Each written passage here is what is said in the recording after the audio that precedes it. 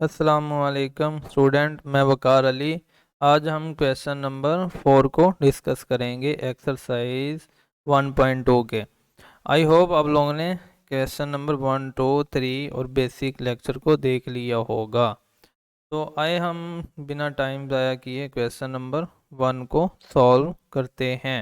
Question number 1 क्या है? Limit x approaches to 4 x square minus 16 over x minus 4। सबसे पहले हमने क्या देखना होता है कि डायरेक्ट लिमिट लगा के इनडिटर्मिनेंट फॉर्म तो नहीं आ रही। अगर आ रही होती है तो फिर हम इनडायरेक्ट मेथड से करते हैं। एक्स की जहाँ पे 4 एक्स स्केयर माइनस 16, एक्स की जहाँ पे 4 minus 4 as it is. Solve किया, 4 की पावर 2 16 माइनस 16 और 4 माइनस 4 0 ओवर 0। इनडिटर्मिनेंट फॉर्म आ गई। इसका मतलब हमें इसे किससे करना है? इनडायरेक्ट मेथड से। इनडायरेक्ट मेथड में जो टेक्निक कौन सी यूज़ करेंगे? इधर हम फैक्टराइजेशन की, हमें नज़र आ रहा है हम फैक्टर बना के इसे कट जाएगा और हमें हमारा आंसर मिल जाएगा। तो इधर कौन सा फॉर्म, 16 को 4 की पावर 2 लिख सकता हूँ ना। तो x माइनस 4, तो जब इसके ऊपर आपने कौन सा फार्मूला लगाया नोमिनेटर में? A square minus b square is equal to a minus b a plus b. Formula लगाया तो हमारे पास ये चीज़ आ गई, ये x minus 4 as it is आ गया। अगर तो आप लोगों ने फर्स्ट लेक्चर सुने हैं तो इनमें उसमें भी ये डिस्कस हुआ है। तो a minus b a plus b, ये फार्मूला यूज़ किया हमने। तो ये देखो, सेम टर्म को नोमिनेटर डिनोमिनेटर वाली को कैंसिल आउट कर देंगे। Limit x approaches to 4 x minus plus 4 हमारे पास आ गया। जब लिमिट लगाई तो x की जहाँ पे 4 प्लस 4 एज इट इज़ 8 आपका क्या आ गया? आंसर आ गया। तो ये देखो कितना इजी था, कोई टफ था कुछ भी नहीं। क्वेश्चन नंबर 4 का हम सेकंड पार्ट करते हैं अभी। सेकंड पार्ट में हमारे पास सेम इसी तरह का क्वेश्चन है, उसमें कोई इतनी बड़ी बात नहीं है। X square minus 1 over x minus 1, ये है। पहले तो देखना इंडिटर्मिनेंट फॉर्म बन रही है। एक्स एक्स की जहाँ पे 1 1 का स्क्वायर 1 माइनस 1 1 माइनस 1 0 और 0 की फॉर्म बन गई। तो अभी आप लोगों को ये भी नज़र आ रहा है कि हम कौन सा फार्मूला इसके ऊपर लगा सकते हैं, जो सा ऊपर लगाया, क्योंकि 1 है तो 1 का स्केयर भी तो लिख सकते हैं ना। 1 का स्केयर 1 नहीं होता है ना। बस वो फार्मूले को दिखाने के लिए मैंने किया है, ताकि आप लोगों को समझ लग जाए हमारा कौन सा इधर फार्मूला यूज़ होना है। एक्स माइनस 1 आ गया, एक्स प्लस 1 आ गया। ओके, फार्मूला कौन सा यूज़ किया है? ए स्केयर माइनस बी स्केयर वाला। तो इसमें ये देखो, ये टर्म कैंसिल आउट होगी, बाकी हमारे पास क्या आ गया? Limit x approaches to 1 x plus 1, limit लगाएं डायरेक्ट 1 प्लस 1, एक्स की जहाँ पे 1 प्लस 1 एज इट इज़ 2, आपका आंसर आ गया। तो ये इस तरह आप क्वेश्चन नंबर 2 को सॉल्व कर सकते हैं। इसी तरह हम क्वेश्चन नंबर 4 का थर्ड पार्ट देखते हैं। इसमें क्या है? Limit x approaches to 1 x cube minus 1 over x square plus minus 1, क्या है? माइनस 1। देखें इसमें 0 और 0 की फॉर्म बन रही है जी, बन रही है। 1 minus 1 1 minus 1 is equal to 0, क्योंकि 1 का स्केल लें क्यूब लें 1 नहीं होता है। तो ये माइनस 1 और ये माइनस 1 एज इट इज़ आ गए। तो इसका सलूशन फाइंड करने के लिए आप लोगों को पता है कि कौन सा फार्मूला आपको आना चाहिए। क्यूब है ना, ए का क्यूब माइनस बी का क्यूब, क्योंकि इधर 1 का क्यूब लिख सकते हैं ना। तो ये इसी तरह की शेप बनेगी। तो ये फार्मूला हमें पता होना चाहिए। ये होता है a minus b into a square plus a b plus b square. ये फार्मूला होता है नोमिनेटर वाला। आप लोगों ने ऑलरेडी प्रीवियस 2 क्वेश्चन में देख लिया है। चलें फिर दिखा देते हैं आपको। तो इधर स्केयर कर लें, क्यों किया? इन फार्मूलों को बना दिखाने के लिए, इनकी शेप बनाने के लिए ये किया है। अगर ना भी लिखें तो क्वेश्चन आप फार्मूला लगाएंगे तो हो जाएगा। बट मैं इसलिए लगा रहा हूँ क्योंकि मैं समझा रहा हूँ आप लोगों को नज़र आए ना कि जब आप लोगों को नज़र आएगा तब आप लोगों का दिमाग अच्छे से काम करेगा। इस फार्मूले में जिधर जिधर ए है, ए की जगह पे एक्स लिख दिया, और जिधर जिधर बी है उधर उधर 1 लिख दिया। ऐसे ही है। चलें जी, इधर भी है सेम वही काम किया, x minus one x plus one. तो ये देखो ये टर्म आपस में कैंसिल आउट होगी, जो हमारे पास आया एक्स अप्रोचेस टू वन, तो x square plus one x plus one. तो इसमें डायरेक्ट लिमिट लगाएं आप लोगों को, वन का square plus one, one x की लिमिट और plus one constant as it is, तो 3/2 आपका आंसर आ गया। ओके, तो अभी हम क्वेश्चन नंबर 4 के 4 पार्ट को डिस्कस करेंगे। 4 में क्या है, 4 में ये है कि लिमिट एक्स अप्रोचेस टू 2 और क्या है x square minus two over x square -3x plus 2। तो इधर देखो ये क्वाड्रेटिक इक्वेशन आ गई है। क्वाड्रेटिक इक्वेशन की जब हम मिडल टर्म ब्रेक करते थे, याद है? अगर नहीं आप लोगों को इसका आइडिया है, अगर समझना है, तो ये जो प्लेलिस्ट है जर्नल वाली, इधर से जाके आप लोग समझें, ताकि आप लोगों को कॉन्सेप्ट क्लियर हो जाए। क्योंकि ये तो मैं एक्सरसाइज कर रहा हूँ ना, एक्सरसाइज में तो मैं बस उसको यूज़ करूँगा ना सारी चीज़ों को। तो जब आप लोग नोमिनेटर की मिडिल टर्म ब्रेक करेंगे तो x square -2x plus x -2 इसी तरह करेंगे। ये जो दो बातें होती हैं उन दो बातों को मद्देनज़र रखते हुए, नहीं तो बेसिक में मैं आपको बेसिक में मैंने करवाया हुआ है मिडिल टर्म ब्रेक किस तरह करते हैं, किन बातों का ख्याल रखते हैं, आप काइंडली उधर से देख लीजिएगा। तो इसी तरह ही एक्स स्केयर माइनस, तो इनमें हमारे पास क्या आएगा 2x -x प्लस 2। तो ये हमारी दोनों क्वाड्रेटिक इक्वेशन की मिडिल टर्म ब्रेक होगी। अभी हमने फर्स्ट टू टर्म में से कॉमन लेना है, x कॉमन आ गया x-2, और दूसरी में से जो कॉमन लेना है उसमें ये ख्याल रखना है कि कॉमन के बगैर जो बचता है वो x-2 बचना चाहिए। तो इधर से हमें 1 कॉमन लेना पड़ेगा ना, फिर ही वो बचेगा। क्यों ये किया, नेक्स्ट स्टेप में हम देखते हैं। इधर से x-2 हमें जो कॉमन लेंगे उसके बाद x-2 आना चाहिए। तो इधर -x प्लस 2 है, तो x के साथ माइनस है, तो इसलिए इधर माइनस कॉमन लेना पड़ेगा -1, तो x आ गया और ये -2 हो गया।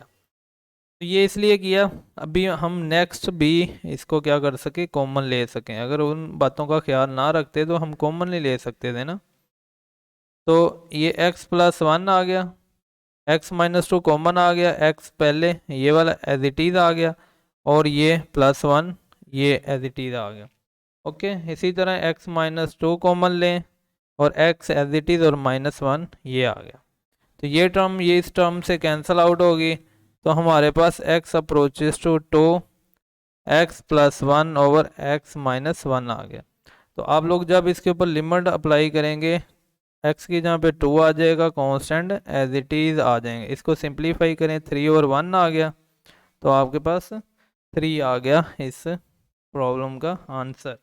तो अभी हम पार्ट नंबर 5 को डिस्कस करते हैं। इसमें देखते हैं कि क्वेश्चन क्या है, limit x approaches to 0 x square -3x plus 2 over x square -4x plus 4। तो इसमें भी हमने ये देखना है कि इसमें इनडिटर्मिनेंट फॉर्म बन रही है।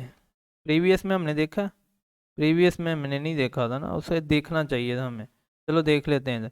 तो एक्स की जगह पे जब 2 रखा तो 4 आ गया, और ये -2, सॉरी ये x है और माइनस एज इट इज़ -2, तो इधर भी रखें 4 आ जाएगा, और इधर -6, एक्स की जगह 2 रखा तो 3 से मल्टीप्लाई हुआ तो 2।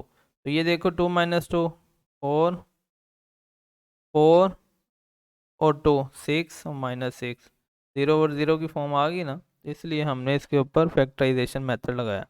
अभी इसके ऊपर देखें क्या हो रहा है, जल्दी से करके देख लें। ये देखो इधर 0 आया, ओके, ये 3 ज़ीरो आया +2, ये देखो 0 की पावर 2 -4, जिधर जिधर x है उधर उधर 0। तो ये तो नहीं इंडिटर्मिनेंट फॉर्म बन रही है ना, ये 2/4 की बन रही है, तो इसका 1/2 आंसर आ रहा है। इसका मतलब है इसे हम फैक्टराइजेशन करने की ज़रूरत नहीं है इसकी, आप इसे डायरेक्ट क्या करें, डायरेक्ट लिमिट लगाएं वो रूल यूज़ करते हुए। x अप्रोचेस टू 0, x -3, मैं सारे रूल एक साथ ही यूज़ कर रहा हूँ, आप लोग काइंडली सेपरेट कीजिएगा ताकि आप लोगों की बेस बन सके। इधर इसलिए जल्दी में कर रहा हूँ ताकि वीडियो लंबी ना हो, मुझे कोई दिक्कत नहीं है स्टेप बाय स्टेप करने की। तो -4 limit x approaches to 0, x plus limit x approaches to 0, 4।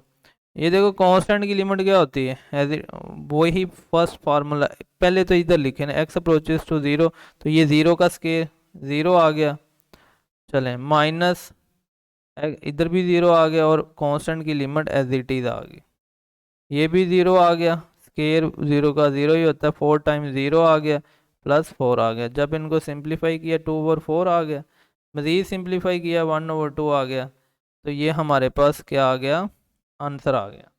I hope आप लोगों को समझ आई होगी। ये देखो इधर फैक्टराइजेशन भी कर लेते तो कोई मसला नहीं था, बट हमें क्यों करें जब हमारा आंसर वैसे ही आ रहा है, इनडिटर्मिनेंट फॉर्म बन ही नहीं रही तो हम क्यों करें। तो अभी हमारे 6 पार्ट है, तो हम इसे भी देखते हैं।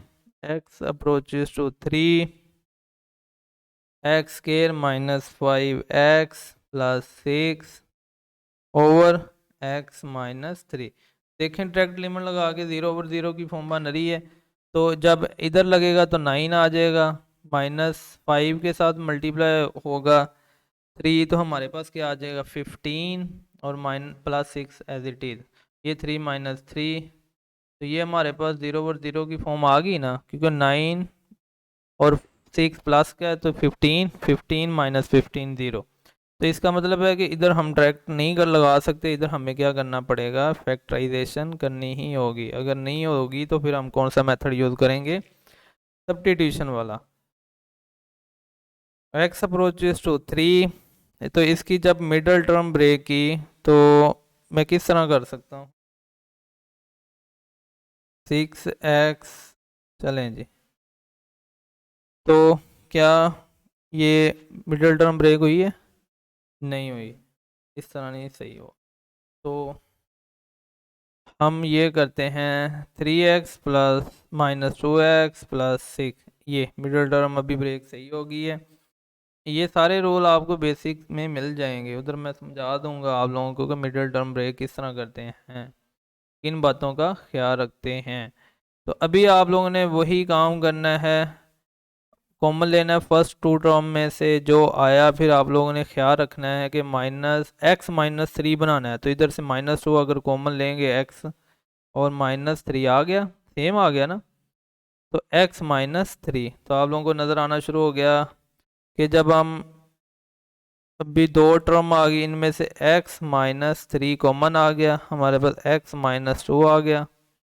ओके, x -3 कॉमन लिया ना, x -3 आ गया, और x ये आ गया, और ये -2 ये आ गया, और x -3 एज इट इज़ आ गया। तो इसको कैंसिल आउट कर दें, आप लोगों के पास क्या बचा है, x अप्रोचेस टू 3, x -2, यही आया।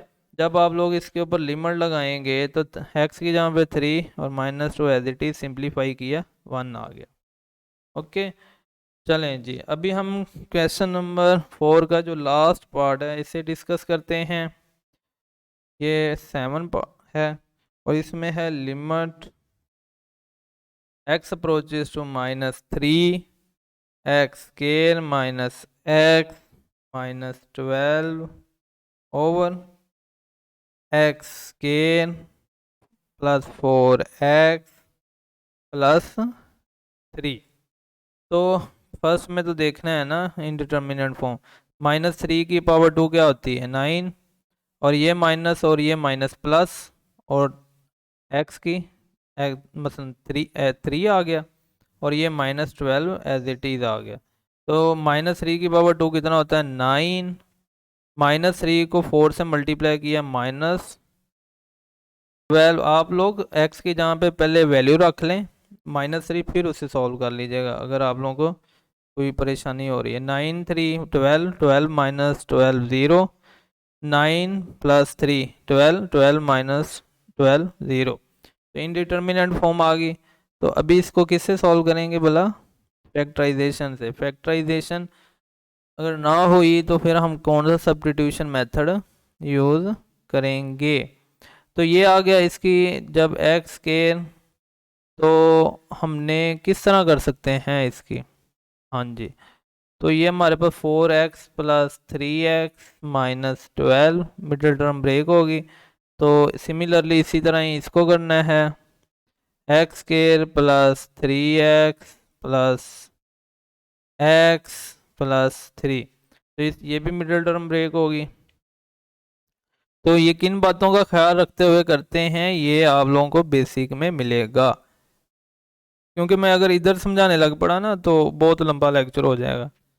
तो इसलिए पहले बेसिक करवाई जाती, बेसिक इसीलिए ही करवाई जाती है वो आप लोगों को आ जाए, तो फिर आप लोग क्वेश्चन को सॉल्व कर पाएँ बगैर उन चीज़ों को किए, आप लोगों को समझ आ रही होती है। फिर इन दो टर्म, पहली दो टर्म में से x कॉमन आ गया, x - 4 आ गया। अभी x - 4 बनाना है तो इधर से 3 हटाना पड़ेगा, +3 कॉमन लिया तो इधर क्या आ गया 4 आ गया।